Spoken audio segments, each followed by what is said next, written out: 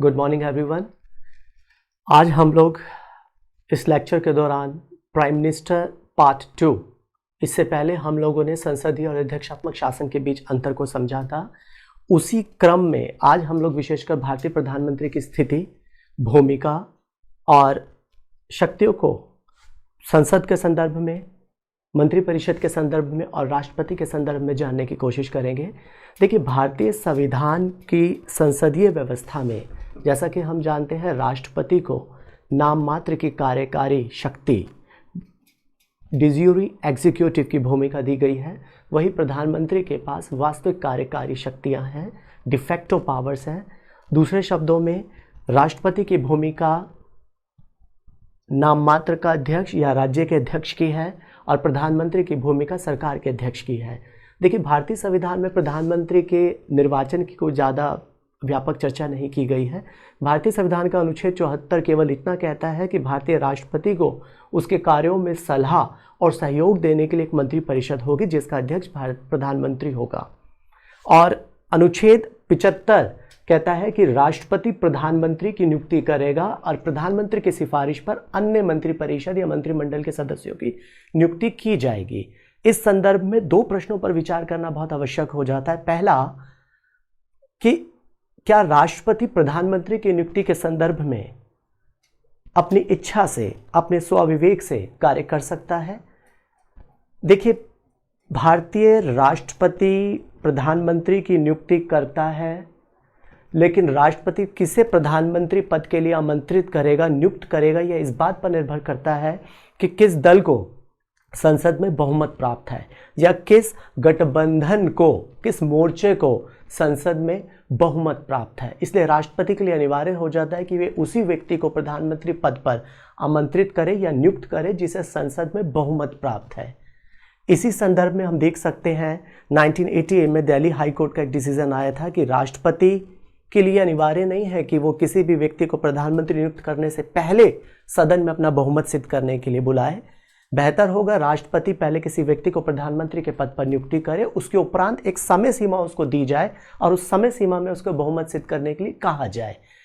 इसी के संदर्भ में 1980 में सुप्रीम कोर्ट का एक मेजर जजमेंट आया था। 1980 में सर्वोच्च न्यायालय ने एक महत्वपूर्ण निर्णय दिया था जिसमें सर्वोच्च न्यायालय का कहना था कि भारतीय प्रधानमंत्री के लिए यह आवश्यक है कि उसे संसद के किसी न किसी सदन का सदस्य अवश्य होना चाहिए, और यदि वो संसद के किसी भी सदन का सदस्य नहीं है तो 6 महीने के भीतर उसे संसद के किसी भी सदन का, चाहे वो राज्यसभा हो या लोकसभा हो, किसी एक सदन की सदस्यता लेना अनिवार्य है। अदरवाइज, अन्यथा वो प्रधानमंत्री के पद पर आगे काम नहीं कर पाएगा।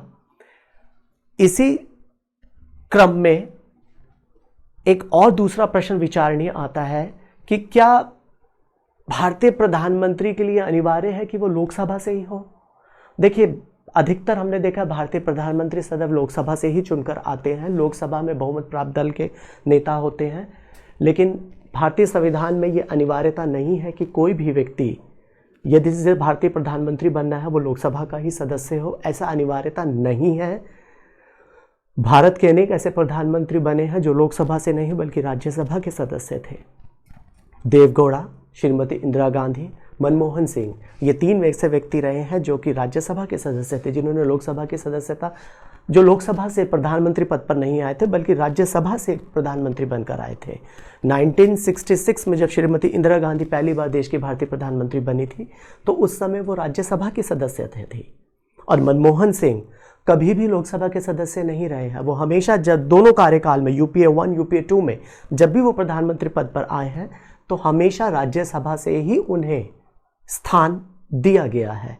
और भारतीय प्रधानमंत्री की इसी बढ़ती और महत्वपूर्ण भूमिका को ध्यान में रखते हुए कई संवैधानिक विशेषज्ञों ने भारतीय प्रधानमंत्री की भूमिका के बारे में बहुत सी बातें कही हैं। जैसे देखिए आप, मॉर्ले ने कहा है कि भारतीय प्रधानमंत्री की भूमिका या ब्रिटिश प्रधानमंत्री की भूमिका समकक्षों में प्रथम के जैसी है।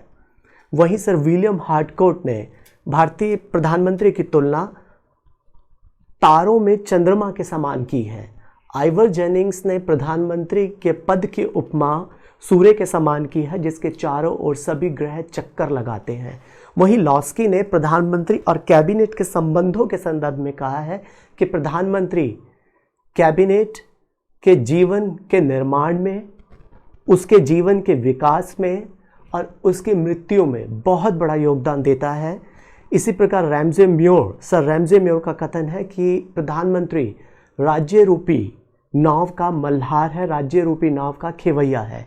इस संदर्भ में हम समझ सकते हैं कि भारतीय प्रधानमंत्री या प्रधानमंत्री की भूमिका संसदीय लोकतंत्र में कितनी महत्वपूर्ण हो जाती है। इसी क्रम में आगे यदि हम भारतीय प्रधानमंत्री की स्थिति, उसके कार्यों और उसकी शक्तियों का अवलोकन करने लगे तो यह अवलोकन हमें 3 संदर्भों में करना है।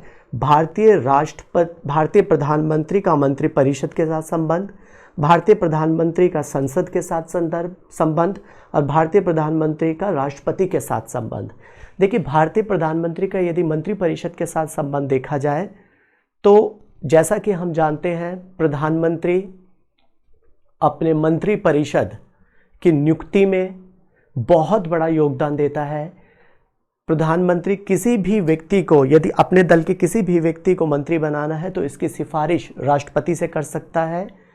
किसी भी मंत्री की नियुक्ति में प्रधानमंत्री की मुख्य भूमिका होती है। इसके उपरांत प्रधानमंत्री किसी भी मंत्री, बहुत से मंत्रियों के बीच में विभागों का बंटवारा करता है। किसी भी मंत्री को यदि पदच्युत करना है या बर्खास्त करना है तो उसकी सिफारिश राष्ट्रपति से कर सकता है। प्रधानमंत्री मंत्रिपरिषद की बैठकों की अध्यक्षता करता है और निर्देशित करता है, उनको सहयोग करता है मंत्रिमंडल में। इस प्रकार यदि भारतीय प्रधानमंत्री की भूमिका हम संसद के संदर्भ में देखें तो देखिए, संसद के सत्र का कार्यक्रम निश्चित करना प्रधानमंत्री की एक बहुत बड़ी भूमिका होती है। किस प्रकार संसद का सत्र आरंभ किया जाए, संसद के सत्र का सत्रावसान कब किया जाएगा, संसद की बैठक कब शुरू की जाएगी, संसद की बैठकों के दौरान कौन से विधेयक, कौन से प्रस्ताव कब रखे जाएंगे, उन पर किस दिन चर्चा की जाएगी, यदि सरकार के खिलाफ कोई अविश्वास प्रस्ताव लाया जाता है तो उस अविश्वास प्रस्ताव पर किस दिन वाद विवाद किया जाएगा। इन सभी बातों का निर्णय लोकसभा अध्यक्ष विशेष रूप से प्रधानमंत्री और विपक्ष के नेताओं के साथ मिलकर के करता है। भारतीय प्रधानमंत्री की संसद में यदि दूसरी महत्वपूर्ण भूमिका पर गौर किया जाए तो सभी महत्वपूर्ण नीतियों की घोषणा देश के अंदर भारतीय प्रधानमंत्री करता है।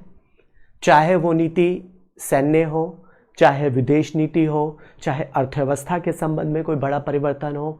आपको याद होगा, थोड़े समय पहले भारतीय प्रधानमंत्री नरेंद्र मोदी जी ने देश में जीएसटी बिल को जब पारित किया था तो उसको लेकर के उन्होंने देश को संबोधित किया था। आप अभी देखिए, जिस तरीके से हमारे यहाँ पर कोरोना के लेकर के एक स्वास्थ्य आपातकाल घोषित कर दिया गया राष्ट्रीय स्तर पर, उसको लेकर के जनता के सम्मुख बार बार माननीय प्रधानमंत्री अपना संदेश देने आते हैं। पूरे देश का इस ऐसी स्थिति में वो पूरा नेतृत्व करते हैं। इसके अलावा यदि भारतीय प्रधानमंत्री की संसद के संदर्भ में एक अन्य विशेषता तो देखी जाए तो संसद के अंदर सरकार की नीतियों का बचाव करने का मुख्य जिम्मेवारी, मुख्य दायित्व भारतीय प्रधानमंत्री निभाता है। जब कभी भी संसद के किसी भी सदन में, विशेषकर लोकसभा के अंदर, जब कभी भी अविश्वास प्रस्ताव लाया जाता है, काम रोको प्रस्ताव लाया जाता है, सरकार की आलोचना की जाती है, सरकार की किसी नीति या निर्णय की आलोचना की जाती है, तो भारतीय प्रधानमंत्री के ऊपर प्रथम दायित्व आता है। हो सकता है किसी प्रश्न का जवाब संबंधित मंत्रालय के पास हो, परंतु जितने भी मुख्य प्रश्न होते हैं, आलोचनाएं होती हैं, उसका मुख्य जवाब भारतीय प्रधानमंत्री द्वारा दिया जाता है। और जब भारतीय प्रधानमंत्री सदन में कुछ बात रखता है, कुछ वक्तव्य रखता है, तो उसको बहुत ध्यान से सुना जाता है, उसको बहुत ध्यान से और बहुत विशेष उस बात को महत्व दिया जाता है। इसके अलावा संसद के संदर्भ में संसद को कब सत्रावसान करना है, कब संसद को भंग करना है, इसकी सिफारिश किसी भी समय जब भी प्रधानमंत्री को लगे वो राष्ट्रपति से कर सकता है। और प्रधानमंत्री की सिफारिश के उपरांत संसद को तुरंत भंग कर दिया जाता है। लेकिन यदि किसी मंत्रिमंडल के सदस्य की मृत्यु हो जाती है, ऐसे में प्रधानमंत्री किसी भी दूसरे मंत्री को वह पदभार दे देता है और संसद चलती रहती है सामान्य रूप से। जैसे थोड़े समय पहले आपने देखा होगा, विदेश मंत्री सुषमा स्वराज जी का देहांत हुआ, उसके उपरांत अरुण जेटली जी का देहांत हुआ, लेकिन उनके पदों को तुरंत बदलते हुए किसी दूसरे मंत्री को वह पदभार दे दिया गया। इसके उपरांत यदि भारतीय प्रधानमंत्री की राष्ट्रपति के संदर्भ में हम भूमिका को देखें तो बड़ी दिलचस्प है वो भूमिका। जैसा कि आप जानते हैं कि भारतीय प्रधानमंत्री संसद और भारतीय प्रधानमंत्री राष्ट्रपति और मंत्री परिषद के बीच में, या संसद और राष्ट्रपति के बीच में भारतीय प्रधानमंत्री एक मुख्य कड़ी की भूमिका निभाता है। भारतीय प्रधानमंत्री का एक दायित्व है कि वह राष्ट्रपति को प्रशासनिक और विधि संबंधी लिए गए निर्णयों से तुरंत अवगत कराए। यदि किसी भी मंत्रालय द्वारा कोई भी महत्वपूर्ण निर्णय लिया जाता है, चाहे वो विधायी निर्णय हो, चाहे वैधानिक निर्णय हो या कोई वित्तीय निर्णय हो, उसके संदर्भ में यदि राष्ट्रपति को जानकारी मांगे, उसको दिया जाना भारतीय प्रधानमंत्री का दायित्व बनता है। इसी के साथ ही किसी मंत्री को यदि बर्खास्त करना हो, तुरंत उसकी सिफारिश राष्ट्रपति से भारतीय प्रधानमंत्री कर सकता है।